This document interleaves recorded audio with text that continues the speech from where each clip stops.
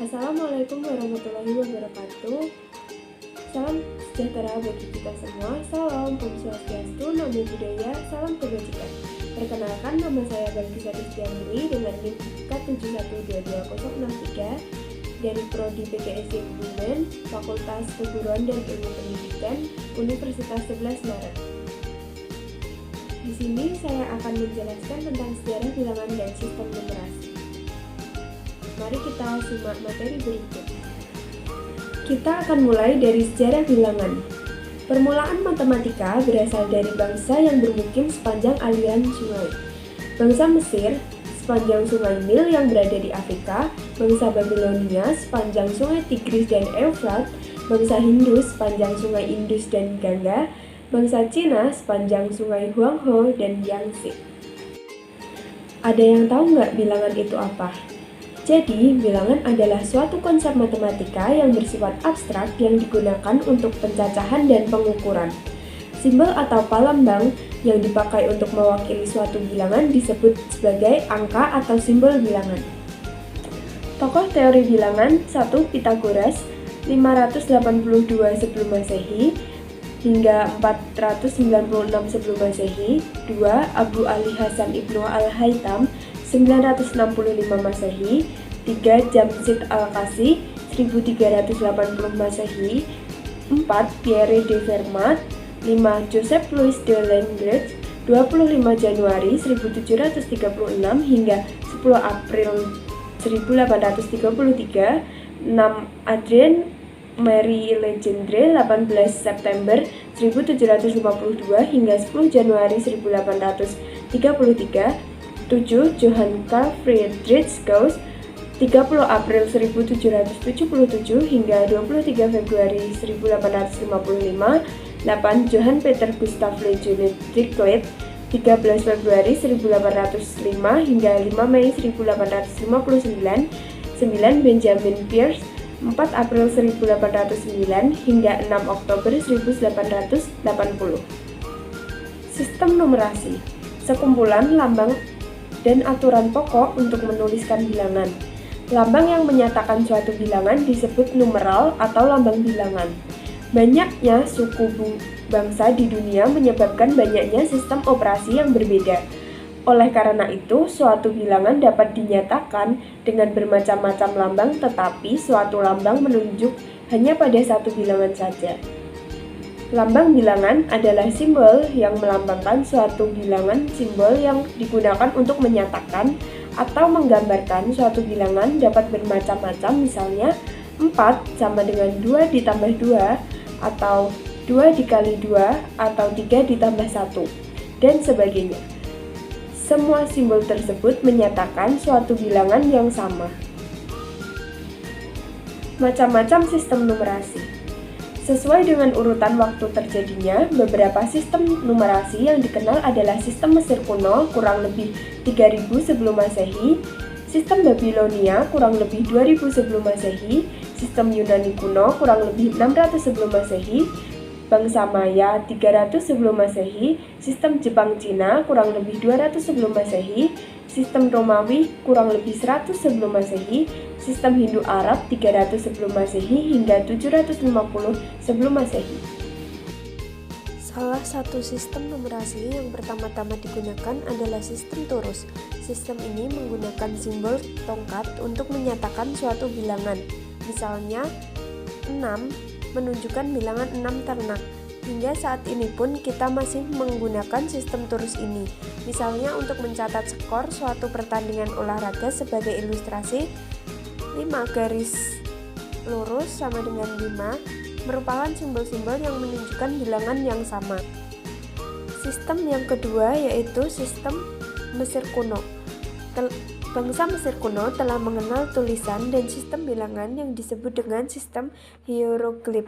Sistem bilangan ini menggunakan basis 10 yang telah digunakan sejak 2850 sebelum Masehi. Sebagaimana sistem bilangan Babilonia yang masih belum mengenal angka 0, sistem bilangan Mesir kuno juga masih memiliki kekurangan, yaitu bangsa penempatan dalam penulisan.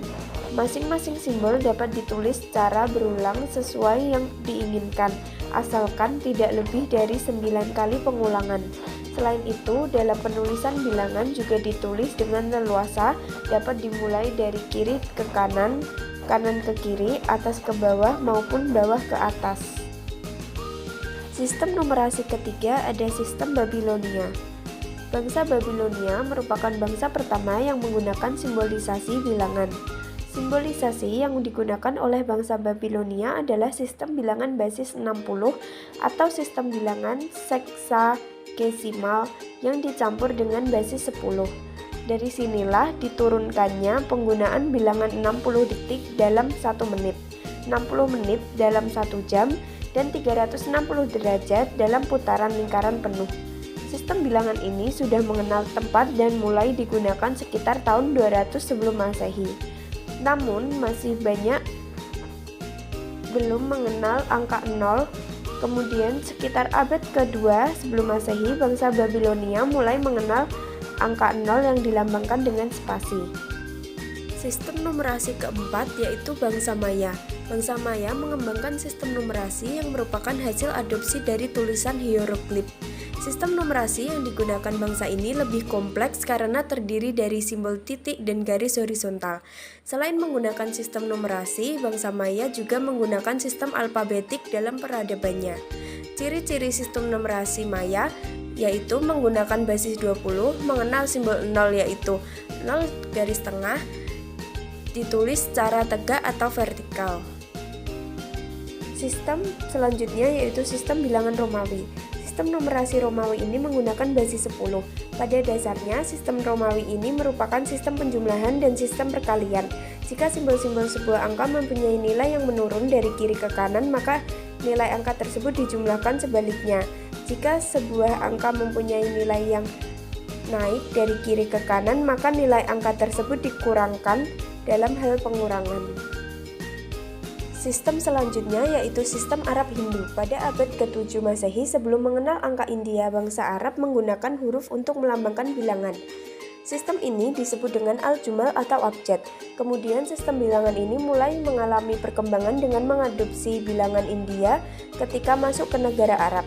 Sekitar tahun 750 Masehi, lambang dan ide nilai suatu tempat sudah dipakai di Baghdad dalam teks bahasa Arab. Ilmuwan Arab yang pertama kali menulis teks berbahasa Latin tentang bilangan India adalah Al-Khwarizmi dengan buku berjudul Algoritma de Numero Indum. Sistem Arab Hindu memiliki ciri-ciri yaitu menggunakan basis 10, menggunakan nilai tempat, menggunakan angka 1, 2, 3, 4, sampai 9, mengenal simbol 0. Angka Jawa. Pada dasarnya, angka Jawa adalah angka-angka yang menggunakan sistem Hindu-Arab. Angka ini biasanya digunakan secara bersamaan dengan aksara Jawa, sehingga ada yang menyebut sebagai aksara angka. Meskipun demikian, fakta menyebutkan bahwa sepenuhnya aksara ini telah digantikan dengan angka Arab. Selanjutnya, angka Bali. Di sekolah kalian mungkin mendapat pelajaran bahasa Bali. Pernahkah kalian mendapat tugas untuk menyebutkan angka-angka dalam bahasa Bali?